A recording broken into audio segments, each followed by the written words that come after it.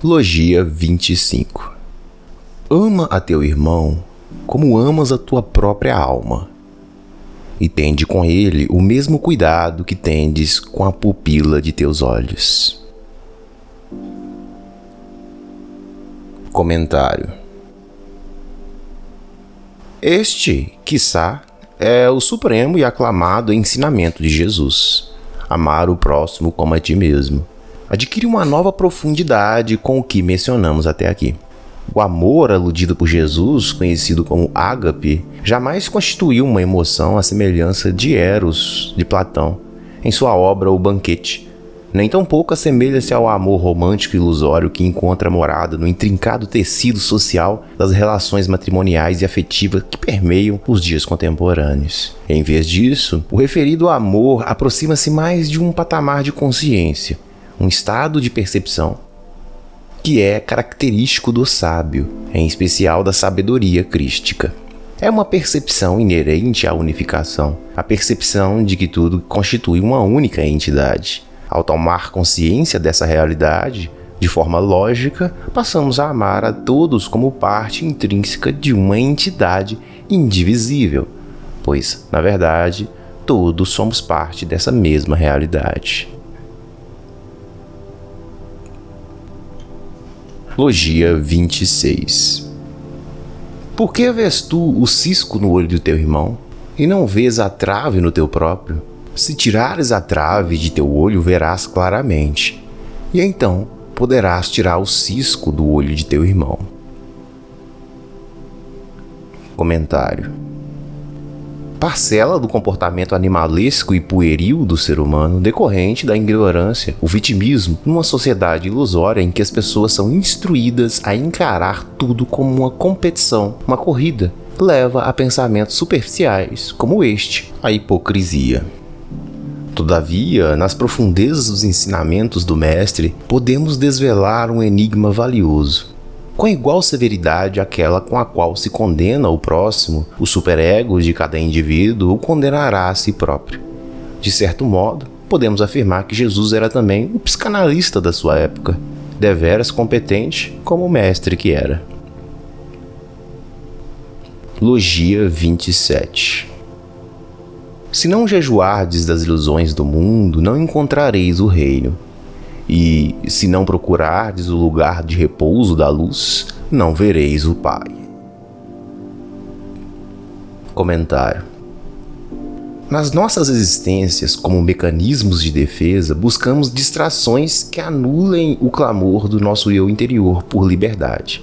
Invariavelmente, nossa intuição nos instigará a seguir a nossa missão. Ela nos sussurrará.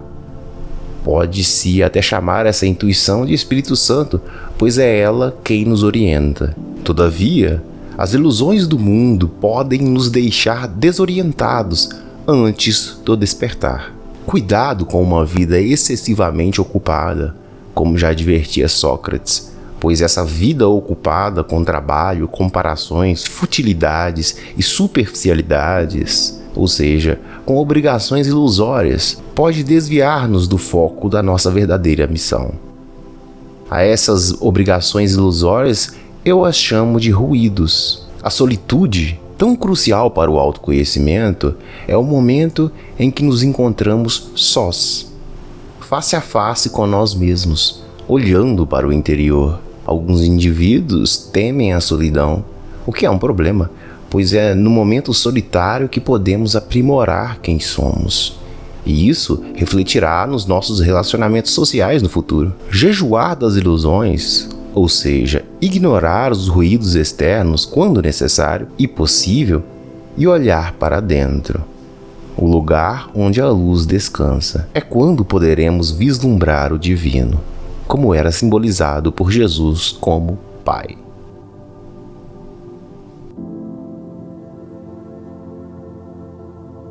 Logia 28.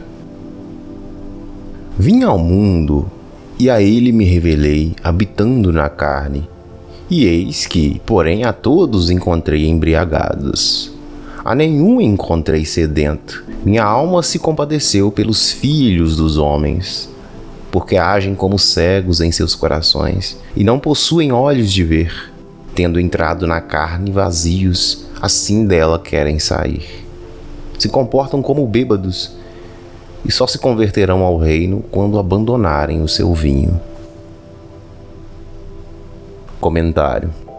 São utilizadas várias metáforas neste contexto. O mestre, já um espírito bastante evoluído em relação à humanidade, veio ao mundo e encarnou como Jesus. Os trechos embriagados pelas ilusões da Matrix, dotados de olhos de ver como o terceiro olho, o olho de Horus, os olhos espirituais. O famoso ato de abrir o terceiro olho refere-se ao despertar espiritual. A encarnação é uma espécie de escola, pois viemos à vida física com o propósito de aprender e ensinar. Isso se evidencia na passagem, abre aspas, tendo entrado na carne vazio, assim dela querem sair, fecha aspas. Ou seja, sem nada a aprender e sem nada a ensinar. A encarnação torna-se vazia, mas ainda assim talvez com algum aprendizado. E evidentemente o vinho simboliza as efêmeras ilusões do plano físico.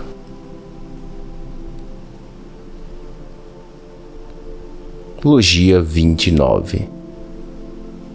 Se a carne foi feita para servir ao espírito, isto é muito bom. Mas se o espírito veio para servir ao corpo, isto é ainda melhor. Porém, é de se admirar como tanta riqueza veio habitar em tanta pobreza. Comentário.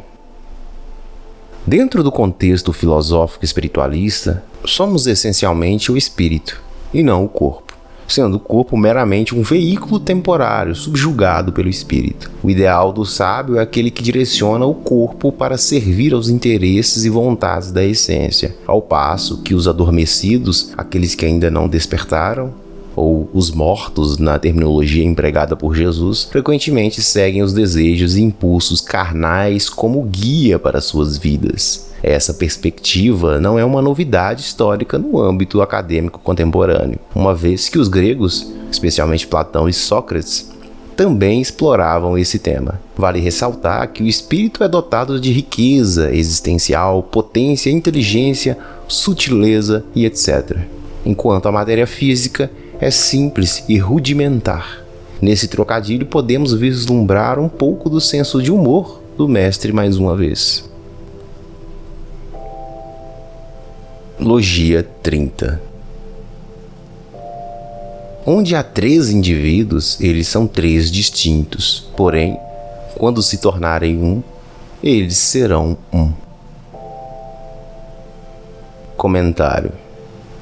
O iluminado Mestre Jesus possivelmente dedicou-se ao estudo de várias escolas filosóficas e espiritualistas de sua época. Essa linha de raciocínio nos remete a um ensinamento de filosofias muito mais antigas, a qual sustenta a existência de 3 planos da realidade. O plano espiritual, onde reside nossa essência ou espírito transcendente acima de tudo. O plano mental intermediário, do qual se manifesta nosso corpo astral, entre aspas, ou alma. E o plano físico, onde estamos encarnados em nosso corpo físico e material. Podemos coexistir nos 3 planos, embora nossa consciência provavelmente esteja predominantemente focada em um deles. Em suma, nossa essência se manifesta em um corpo astral, também denominado alma. E este, por sua vez, encarna em um corpo. Quando Jesus afirma que eles são 3 distintos, porém, quando se tornarem um, eles serão um, ele se refere à harmonização das intenções dos 3 planos, com o plano inferior servindo ao superior e o plano superior sendo a expressão de nossa essência. Logia 31. Não há profeta reconhecido como tal em sua cidade, nem médico bom bastante para os de sua casa. Comentário. Pois não existe título social ou acadêmico mais grandioso ou de maior importância do que o daquele sábio que conhece a si mesmo. O trabalho mais nobre do pensador que olhou para o interior e se conhece, e está em constante autoconhecimento. Aquele que tem conhecimento do seu Deus interno, vive em harmonia consigo mesmo, independentemente dos acontecimentos externos, alcançando a ataraxia.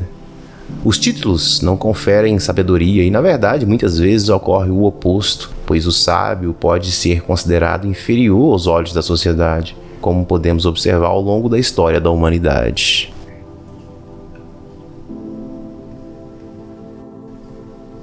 Logia 32. Uma cidade firmemente construída sobre o monte não pode cair, nem permanecer oculta. Comentário. Uma indagação frequentemente formulada em círculos espiritualistas é se é possível degenerar, isto é, regredir em nossa jornada ao longo das encarnações. Nesse contexto, o Mestre Jesus nos responde, evidenciando que o aprendizado enriquecedor que carregamos em nosso âmago jamais poderá ser aniquilado ou permanecer oculto. Tal fato se manifesta de maneira notória quando observamos, por exemplo, crianças dotadas de um elevado grau de inteligência emocional e espiritual, superando inclusive muitos adultos e idosos. Fica evidenciado que seu processo de aprendizado não se iniciou ali. E ainda mais perceptível é o fato de que nossa essência não se extravia. Isso não apenas corrobora a ideia de um aprendizado perene, mas também sustenta a própria noção de reencarnação.